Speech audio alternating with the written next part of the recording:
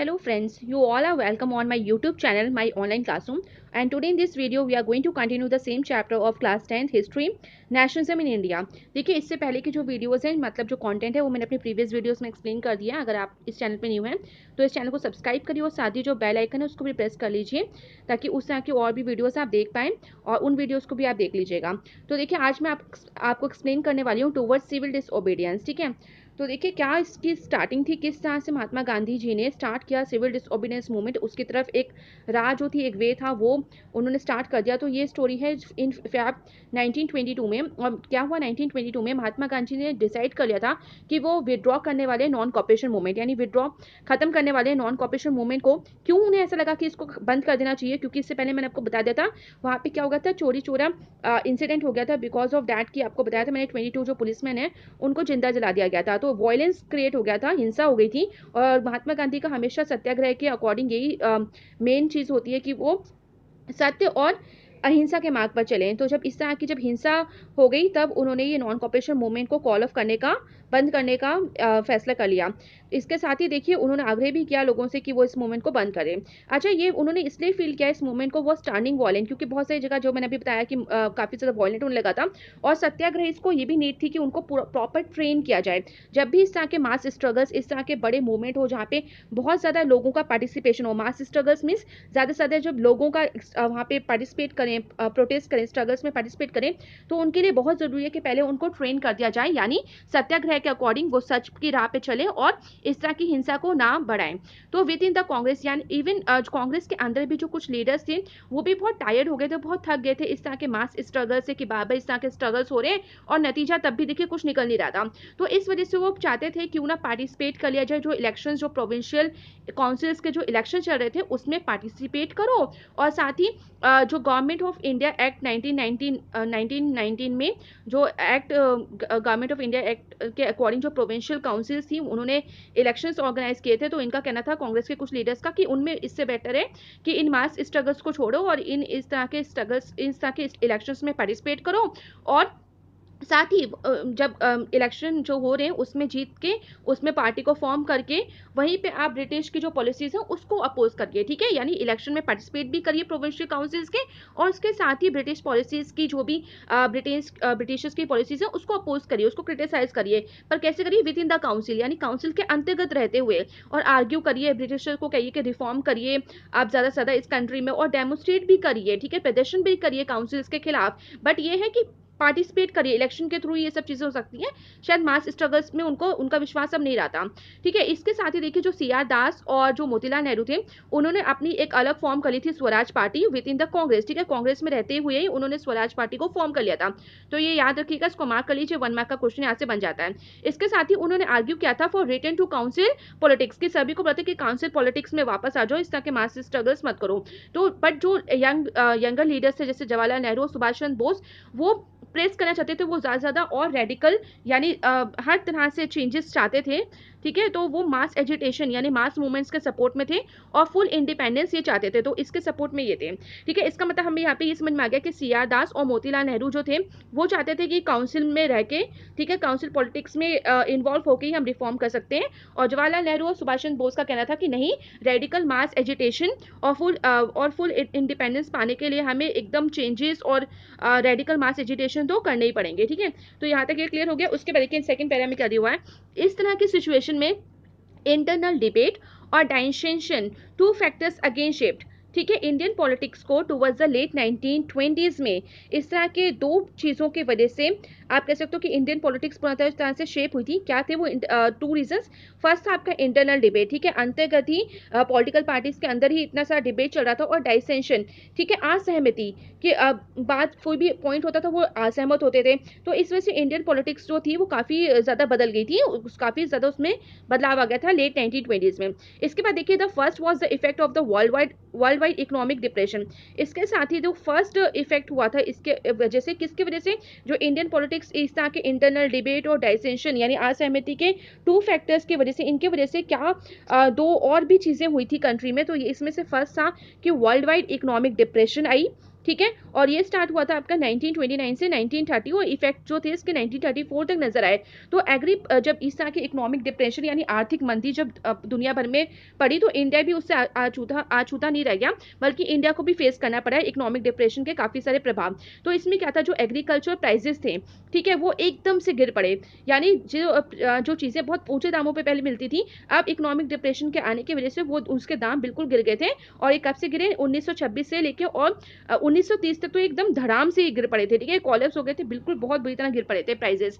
As the demand for agriculture goods fell, और धीरे धीरे जब एग्रीकल्चर गुड्स की डिमांड खत्म होती गई और एक्सपोर्ट्स डिक्लाइन, ठीक है, और एक्सपोर्ट्स हो नहीं रहा था, मटेरियल चीज़ें एक्सपोर्ट नहीं हो रही थी, तब जाके क्या होगा, क्योंकि जब मार्केट में डिमांड ही नहीं है तो चीज़ों को एक्सपोर्ट करने से कोई फायदा नहीं है, ठीक है, तो एक्सपोर्ट्स भी धीरे धीरे घटता गया। और इसकी वजह से क्या हुआ, पीजेंट्स यानी जो किसान थे उनको बहुत डिफिकल्टी फेस करनी पड़ी। उन्होंने अपनी जो हार्वेस्ट थी उसको वो सेल करना चाहते थे, पर किस तरह से वो सेल करें, और इतने कम दामों पे, ठीक है, और पे दिया रेवेन्यू, और अपने साथ ही उनको लगान भी जो था, जो उन पे टैक्सेस इम्पोज किए गए थे, वो भी पे करना था। तो इसके लिए उनको भारी मशक्कत करनी पड़ी कि वो अपने फसलें बेचें और इस तरह के रेवेन्यू को पे करें। By 1930 the countryside was in turmoil, ठीक है, और इसके साथ ही जो 1930 में देखा गया, जो कंट्री साइड यानी जो रूरल एरिया था, जो गांव वाला ग्रामीण इलाका था, उसमें एक बहुत ही ज्यादा टर्मोल मतलब उथल पुथल का माहौल बन गया, ठीक है। इसके बाद देखिए और क्या चीज हुई इंडिया में उसी टाइम, एक चीज और हो गई कि against this background the new Tory government in Britain, ठीक है, टॉरी गवर्नमेंट जो एक नई सरकार जो ब्रिटेन में चुनी गई थी, तो उन्होंने क्या किया था, उन्होंने कॉन्स्टिट्यूटेड अ स्टैचूरी कमीशन, ठीक है, एक वैधानिक कमीशन का गठन किया, और इसका लीडर किसको बनाया, सर जॉन साइमन को, ठीक है। इनके अंतर्गत पूरा का पूरा जो कमीशन था वो सेटअप किया गया और उसको इंडिया भेजा गया, ठीक है। और क्यों भेजा गया, to response to the nationalist movement, जो इंडिया में इतने सारे नेशनलिस्ट मूवमेंट हो रहे थे, इनको देखने के लिए सर जॉन साइमन के अंतर्गत एक स्टैचूरी कमीशन को बनाया ब्रिटेन ने और यहाँ पे भेजा, ठीक है। और किसने बनाया, वहाँ की टोरी गवर्नमेंट जो वहाँ पे नई चुनी हुई सरकार थी उसने बना के यहाँ भेजा। अच्छा, क्यों भेजा, इस कमीशन का क्या काम था, इसका कमीशन का काम था कि इसको देखना था जो इंडिया में जो उतना भी कॉन्स्टिट्यूशनल सिस्टम चल रहा है वो किस तरह से फंक्शनिंग कर रहा है, ठीक है, किस तरह से कार्य कर रहा है। तो इसको चेक करने के लिए पूरा का पूरा जो साइमन कमीशन था ये इंडिया में आया, और क्या बताने वाला था, ये सजेस्ट चेंजेस कि जो भी कॉन्स्टिट्यूशन सिस्टम है आपका इंडिया का किस तरह से फंक्शन कर रहा है, और साथ ही ये कुछ चेंजेस को भी सजेस्ट करेंगे। तो इस पर्टिकुलर काम के लिए इंडिया आए थे। अच्छा, प्रॉब्लम ये थी कि ठीक है, जो भी उनका काम है वो ठीक है कि वो करने आ रहे हैं, देखने आ रहे हैं किस तरह का कॉन्स्टिट्यूशन सिस्टम है इंडिया का, और कुछ सजेस्ट भी करेंगे कुछ चेंजेस, ठीक है। बट प्रॉब्लम ये थी कि इस कमीशन तो हमारा हाल देखने आ रहा था, इंडिया का हाल देखने आ रहा था, बट इसमें एक भी सिंगल इंडियन मेंबर नहीं था, ठीक है। इसमें टोटल 7 मेंबर्स थे और 7 के 7 ही ब्रिटिशर्स थे यानी अंग्रेज थे, और एक भी इंडियन मेंबर नहीं था। दे वर ऑल ब्रिटिश, ठीक है, लिखा गया है देवर ऑल ब्रिटिश। तो अब ये समझिए, आपको बात समझने की ये है, क्योंकि इसके नेक्स्ट पैरा के बाद आप नेक्स्ट पैरा में आप पढ़ोगे कि जब ये आए थे तो किस तरह से इंडिया में इसका विरोध हुआ, ठीक है। जैसे ये घुसे वैसे यहाँ पे इनका स्वागत हुआ, गो बैक साइमन, ठीक है, कि साइमन वापस जाओ। तो इस तरह के वाक्यों, इस तरह के स्लोगन जब यूज किए गए, तो ये क्यों किया गया था कि देखिए प्रॉब्लम ये थी कि यहाँ पे जब ये कमीशन यहाँ का इंडिया का हाल देखने आया, हमारी प्रॉब्लम्स को सुनने आया, कुछ सजेस्ट करने आया, बट इसमें एक भी इंडियन नहीं है, सारे ब्रिटिशर्स हैं। आप ये समझिए कि आप कहीं जा रहे हैं, ठीक है, आपको वहाँ की पूरी रिपोर्ट बनानी है और वहाँ के लोगों की आपको भाषा ही नहीं समझ में आती, ठीक है। जब आपको वहाँ की भाषा समझ में नहीं आती तो आपको वहाँ की प्रॉब्लम कैसे समझ में आएगी, ठीक है। तो यही था इंडियंस की डिमांड थी कि कम से कम एक इंडियन मेंबर तो इसमें होना चाहिए था जो उनके सपोर्ट में कुछ कह सके। अब पता नहीं वो क्या देख के जाएंगे, क्या वहाँ पे रिपोर्ट देंगे, तो हम इतना ट्रस्ट नहीं कर सकते थे। तो इस वजह से भी जब ये आए इंडिया में, जैसे अराइवल हुआ, तो वैसे गो बैक साइमन की वापस जाओ साइमन करके नारे लगे। और यहाँ पे याद रखिएगा साइमन कमीशन जो इंडिया में 1928 में आया था, ठीक है। तो यहाँ से 1 मार्क क्वेश्चन आपका बन जाता है। इसके बाद देखिए all parties including the Congress, ठीक है, सारी पॉलिटिकल पार्टीज, इवन जो कांग्रेस थी, मुस्लिम लीग था, वो भी इस डेमोन्स्ट्रेशन जो भी प्रदर्शन हुए साइमन कमीशन के खिलाफ उसमें बहुत दमखम से उन्होंने पार्टिसिपेट किया। और इसके बाद देखिए in an effort to win them over, ठीक है, इसको जीतने के लिए कि इस तरह के विरोध ना हो, तो वॉइस रॉय ने अपनी एक चाल चली। क्या चली चाल, कि लॉर्ड इरविन जो था उसने अनाउंस किया अक्टूबर 1929 में अ वैग्यू ऑफर, ठीक है, वैग्यू मतलब गोलमोल सा, मतलब एक क्लियर ऑफर नहीं, एक मतलब कह सकते हो कि बहलाने के लिए इंसानों को, ताकि अभी ये रुक जाए, इस तरह के विरोध ना करें। तो a vague offer of dominant status, ठीक है, एक dominant status for India in an unspecified future, कि एक अनस्पेसिफाइड फ्यूचर के लिए इंडिया को एक डोमिनेंट स्टेटस की तरह देने की इन्होंने बात कही है इस ऑफर में। अच्छा, डोमिनेंट स्टेटस का क्या मतलब होता है? डोमिनेंट स्टेटस का ये मतलब होता है कि आप बिल्कुल अपनी सरकार यहाँ पे बनाइए, इंडियंस बनाइए अपनी सरकार, अपने अकॉर्डिंग काम करिए, बट ओवरऑल देखा जाए तो ब्रिटिशर्स जो हैं वही आपके रूलर होंगे, ठीक है, मतलब आपको ब्रिटिशर्स के अंदर ही रह के काम करना है, आप अपनी सरकार बनाइए इंडिपेंडेंटली, जो भी करना है, बट सुप्रीम पावर जो डिसीजन लेने का हक होगा वो ब्रिटिशर्स को होगा। तो ये डोमिनेंट स्टेटस का इन्होंने ऑफर तो दे दिया, और ये एक अनस्पेसिफाइड फ्यूचर, यानी ये नहीं बताया कि कितने साल के लिए, मान लीजिए 10 साल के लिए, ठीक है, डोमिनेंट स्टेटस हो गया कि 10 साल तक हम हमारे यहाँ जो राजा होगा, मतलब जो फैसला, अंतिम फैसला लिया जाएगा वो ब्रिटिशर्स के द्वारा लिया जाएगा। तो ये चीजें क्लियर नहीं करेगी कि कितने सालों के लिए। इसके बाद देखिए, एक राउंड टेबल कॉन्फ्रेंस के लिए डिस्कस करने के लिए फ्यूचर कॉन्स्टिट्यूशन, इन्होंने ऑफर भी दिया कि एक राउंड टेबल कॉन्फ्रेंस हम करेंगे, उसमें आप आइए, हम लोग डिस्कस करेंगे फ्यूचर कॉन्स्टिट्यूशन की, किस तरह का संविधान यहाँ पे इंडिया के लिए बनाना है। This did not satisfy the Congress leaders, but जो कांग्रेस लीडर्स थे वो इससे संतुष्ट नहीं हुए, और जो रेडिकल्स थे विद इन द कांग्रेस, जो कांग्रेस में रेडिकल्स ग्रुप थे, जो हमेशा बदलाव चाहते थे हिंसा करके या कैसे भी, तो लेड बाई, ठीक है, उन, और ये किसके द्वारा रेडिकल ग्रुप चल रहा था? जवाहरलाल नेहरू और सुभाष चंद्र बोस के द्वारा। वो बहुत इसमें एसेटिव हो गए, ठीक है, एसेटिव मतलब आक्रामक तेवर हो गए उनके। और जो लिबरल्स और मॉडरेट्स थे who were proposing a constitution system with in the framework of British dominant, ठीक है, बट जो लिबरल्स और मॉडरेट्स थे ना, आपने कई बार ये पढ़ा है कि हमने पढ़ा था, ये क्लास 9 में रशियन रेवोल्यूशन में था, कि हमेशा हर तरह के वर्ल्ड में, हर तरह की सोसाइटी में 3 तरह के लोग होते हैं, एक लिबरल्स, एक मॉडरेट्स होता है, आपका रेडिकल्स होते हैं। तो यहाँ भी वही चीज़ है कि जो रेडिकल्स होते हैं वो हर कॉस्ट में चेंज चाहते हैं, और जो लिबरल्स होते हैं वो सोचते हैं टाइम के साथ चेंज हो ही जाएगा। मॉडरेट्स को इतना वही नहीं है, वो तो अपना हर चीज़ से, जो कंजर्वेटिव ग्रुप होता है उस तरह करके प्रिजर्व ही करना चाहते हैं अपना कल्चर। तो यहाँ भी यही हुआ कि रेडिकल्स तो हर बात पे इसके अगेंस्ट थे, कि उन्हें डोमिनेंट स्टेटस नहीं चाहिए था, उनको तो अपना खुद का एक स्वतंत्र राज्य चाहिए था, राष्ट्र चाहिए था। बट जो लिबरल्स और मॉडरेट्स थे वो ठीक था, उन्होंने प्रपोज कर लिया, ठीक है, एक कॉन्स्टिट्यूशनल सिस्टम बनाते हैं, किसके अंतर्गत? ब्रिटिश डोमिनेंट के अंदर, ठीक है, कि ब्रिटिश जो है वो ये अंतिम फैसला वो लेगी, बट हम भी कुछ कर सकते हैं, हम भी थोड़े बहुत जो कॉन्स्टिट्यूशन सिस्टम है वो बनाएंगे। इसके बाद क्या हुआ? ग्रेजुअली लॉस दियर इन्फ्लुएंस, पर धीरे धीरे जो इनका प्रभाव था वो धीरे धीरे कम होता गया। इसके बाद क्या हुआ? इन दिसंबर 1929, और ये याद रखिएगा, मैप वर्क के रिलेटेड ये काफी इंपॉर्टेंट क्वेश्चन है। तो 1929 दिसंबर में क्या हुआ था?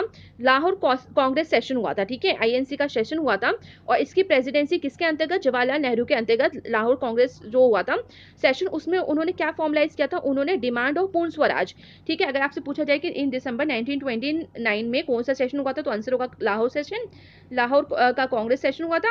और वहां पे क्या डिमांड हुई थी? वहां पे क्या, मतलब किस बात पे मीटिंग हुई थी? तो मीटिंग इस बात पे हुई थी कि उन्होंने डिमांड किया था पूर्ण स्वराज का, ठीक है, कि हम पूर्ण स्वराज चाहते हैं, यानी फुल इंडिपेंडेंस चाहते हैं फॉर इंडिया, ठीक है, हम डोमिनेंट स्टेटस नहीं चाहते, हम पूर्ण स्वराज चाहते हैं। तो ये अंडरलाइन कर लीजिए, बहुत इंपॉर्टेंट है।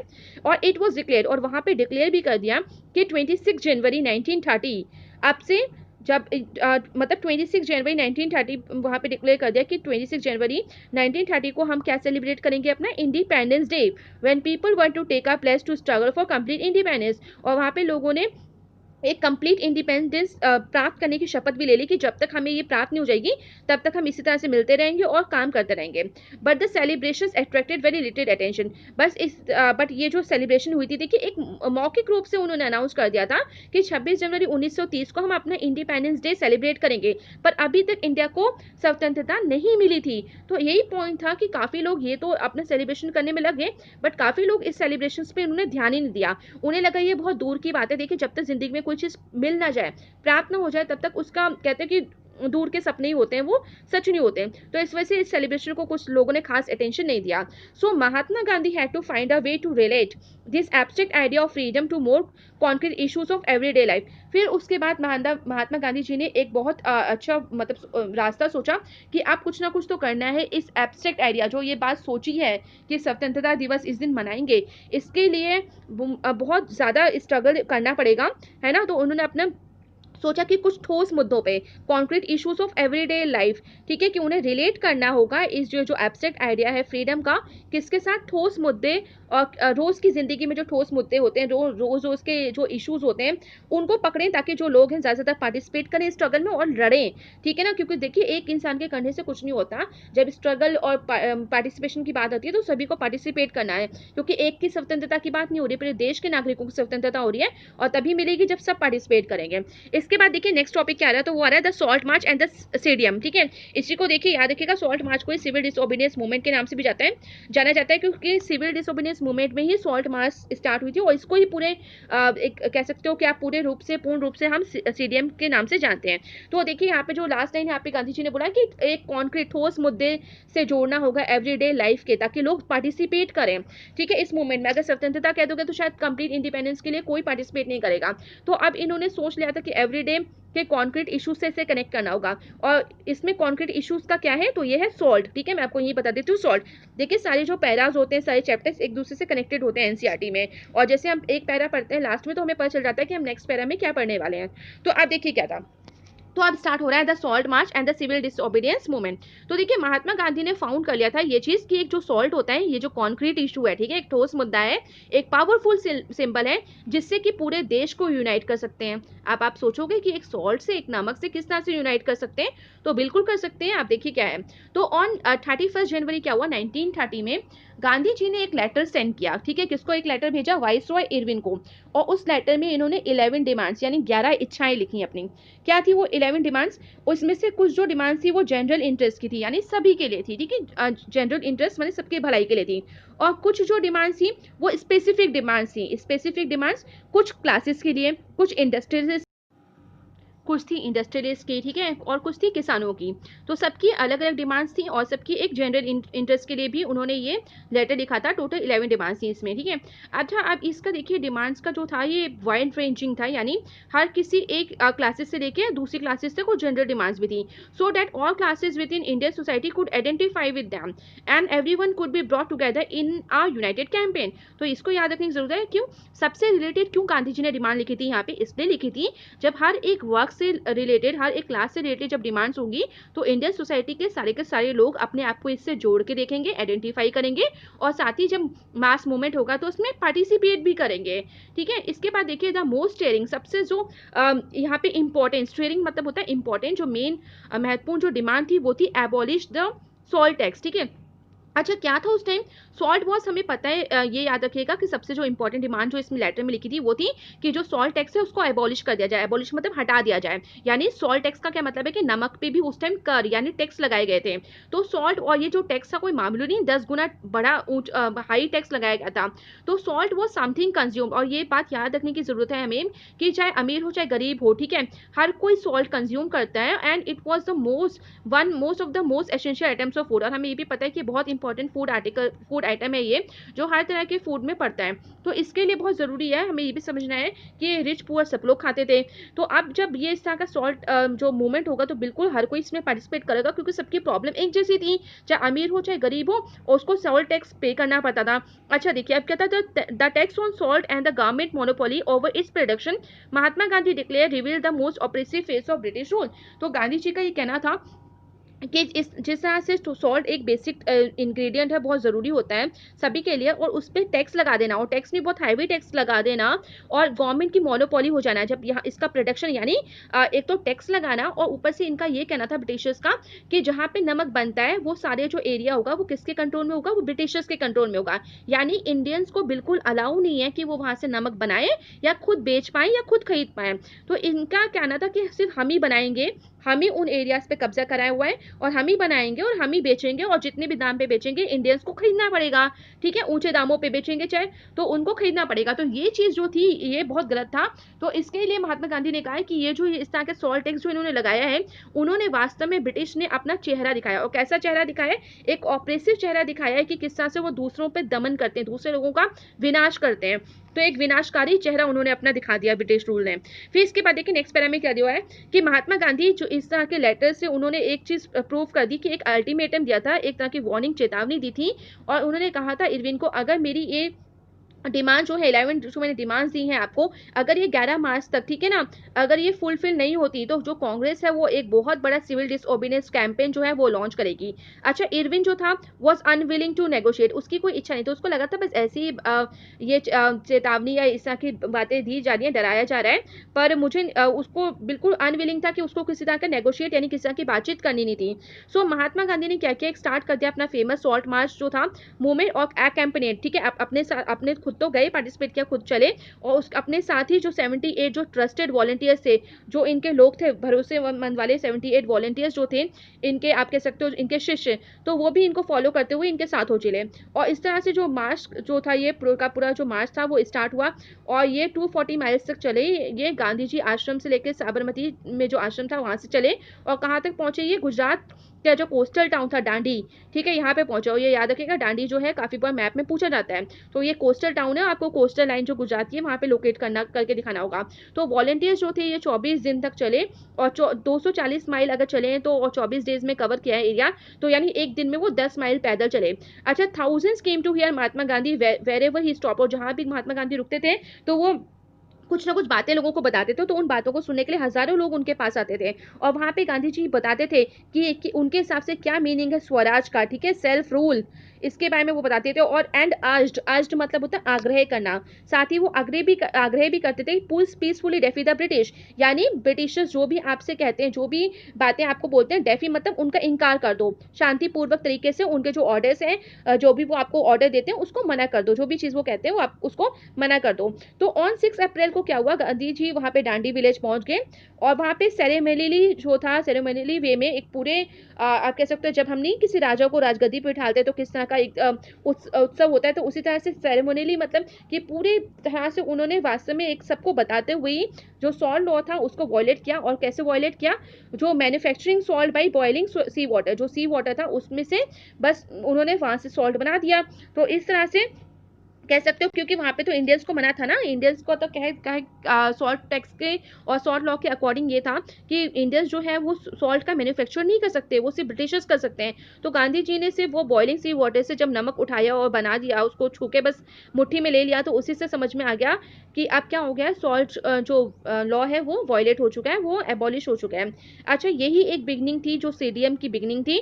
और हाउ वाज दिस मूवमेंट, और आपसे पूछा भी जाएगा कि किस तरह से नॉन कॉपरेशन मूवमेंट से ये स्टेडियम डिफरेंट था, ठीक है। People were now asked not only to refuse cooperation, क्योंकि देखिए इसमें लोगों से सिर्फ यही नहीं बोला गया कि आप रिफ्यूज करिए cooperation with the British as they had done in 1921। जब आपको याद होगा नॉन कॉपरेशन मूवमेंट में सिर्फ लोगों से ये अपील की गई थी कि वो लोग ब्रिटिशर्स को कॉपरेट ना करें, ठीक है। बट यहाँ पे देखिए स्टेडियम में क्या हुआ, स्टेडियम किस तरह से अलग है नॉन कॉपरेशन मूवमेंट से, क्योंकि यहाँ पे लोगों से नॉन कॉपरेशन के लिए तो बोला ही गया कि कॉपरेट मत करिए, साथ ही ब्रेक द कॉलोनियल लॉज, यानी जो कॉलोनियल लॉज यानी ब्रिटिशर्स ने जो भी लॉज बनाए थे उनको भी तोड़ा गया है। यानी सॉल्ट जो लॉ लगाया गया था सॉल्ट पे, तो गांधी जी ने वो कानून भी तोड़ दिया। तो थाउजेंड्स इन डिफरेंट, तो देखिए भारत के ना डिफरेंट डिफरेंट पार्ट्स में हजारों से ज्यादा, हजारों की संख्या में लोगों ने इस तरह के जो कॉलोनियल रूल थे यानी सॉल्ट लॉ था उसको तोड़ा, ठीक है। मैन्युफैक्चर सॉल्ट, उन्होंने लोगों ने बड़ी मात्रा में सॉल्ट बनाया जो कि उन्हें मना किया गया था सॉल्ट लॉ के अंतर्गत। उसके बाद उन्होंने प्रदर्शन भी किया, डिफरेंट डिफरेंट जगहों पे डेमोन्स्ट्रेटेड मतलब प्रदर्शन किया,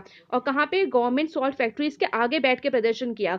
अच्छा, जैसे जैसे मूवमेंट देखिए स्प्रेड होता गया, जो फॉरेन क्लोथ था उसका भी लोगों ने जलाया, उसको बहिष्कार किया उसका, यानी ना वो खरीदेंगे ना ही पहनेंगे। इसके साथ ही देखिए जो लिक्वर शॉप्स थी उसको भी पिकेटेड किया गया, और मैंने आपको पहले भी बताया था पिकेटेड क्या मतलब होता है। जो लिक्वर शॉप्स होती हैं वहाँ पे जो कोई भी लोग जो है एंट्रेंस का जो गेट होता है उसको रोक देते हैं जिससे कि कोई भी अंदर ना जाए वहाँ पे।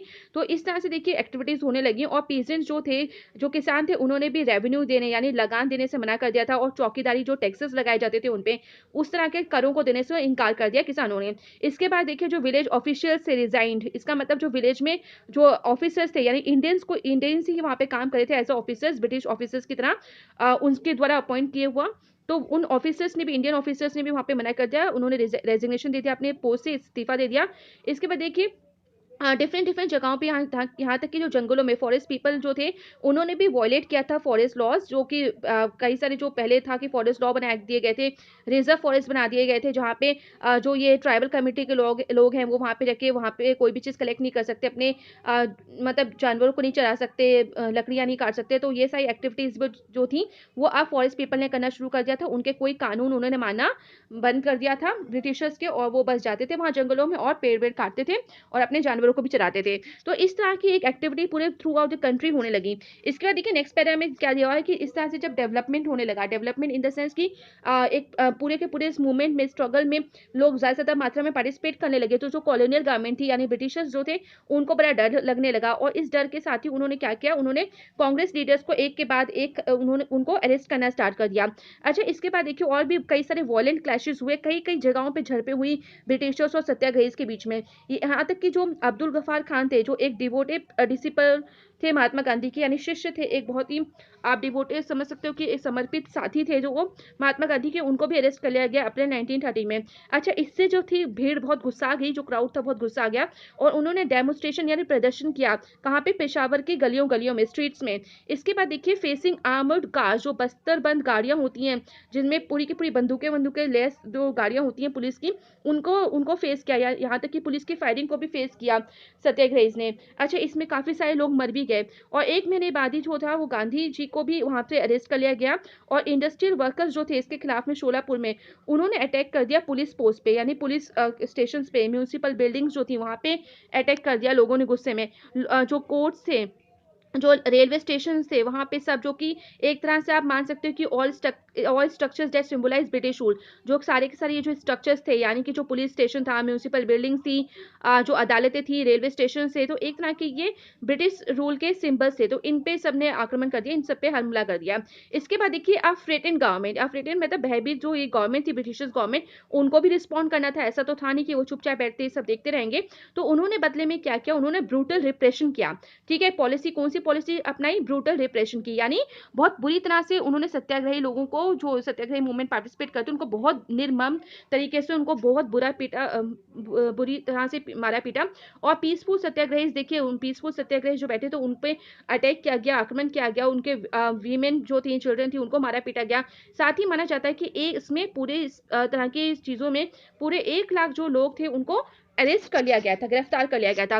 अच्छा, जब ये इस तरह के देखिए लास्ट पैरा में दिया हुआ कि इन सच अ सिचुएशन, इस तरह की परिस्थिति में क्या हुआ कि महात्मा गांधी ने फिर से एक बार ये जो मूवमेंट था इसको कॉल ऑफ कर दिया, यानी खत्म कर दिया और बंद कर दिया। और इसके बाद वो एंटर हो गए, यानी उन्होंने एक पैक्ट था इरविन के साथ, एक पैक्ट पे साइन कर दिया उसके साथ, संधि कह लो चाहे आप, तो वो कर लिया। कब करा? 5 मार्च 1931 में। इसके बाद देखिए इसी पैक्ट को गांधी इरविन पैक्ट के नाम से जाना जाता है। और यहाँ पे गांधी जी को consented to participate in a round table conference, और इसमें गांधी जी जो थे उनको एग्री किया गया, सहमति उन्होंने कंसेंटेड मतलब उन्होंने अपनी सहमति जताई कि ठीक है, मैं अब जो राउंड टेबल कॉन्फ्रेंस होगी मैं उसमें पार्टिसिपेट करूंगा।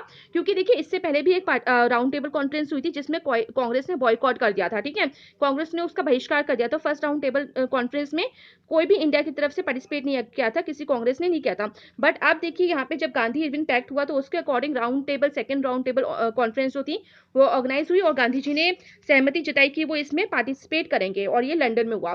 ठीक है, जब ये राउंड टेबल कॉन्फ्रेंस में एग्री हो गए जाने के लिए, तो गवर्नमेंट एग्री, तो इन्होंने अपनी डिमांड रखी। ठीक है, गांधी जी ने, और डिमांड थी कि जितने भी पॉलिटिकल प्रिजनर्स को आपने, यानी पॉलिटिकल एक्टिविटीज के दौरान जितने भी, अभी जैसे 1 लाख लोगों को अरेस्ट किया गया, डिफरेंट डिफरेंट पॉलिटिकल लीडर्स को अरेस्ट किया गया, तो गांधी जी ने डिमांड करी कि आप उनको छोड़ दीजिए। ठीक है, आप छोड़ देंगे।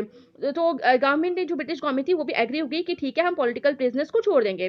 ठीक है, फिर इन दिसंबर 1931 Gandhi ji went to London. जब वो लंदन में गए इस कॉन्फ्रेंस के लिए, तो नेगोशिएशन जो बातचीत थी वो हुई नहीं, वो टूट गए सब के सब जो नेगोशिएशन किए थे। और वो गांधी जी वहां से डिसअपॉइंटेड, निराशापूर्ण वहां पे वापस आ गए। कोई भी हल नहीं निकल पाया, कोई भी पॉलिटिकल प्रिजनर्स को वहां पे रिलीज नहीं किया गया, मना कर दिया गया।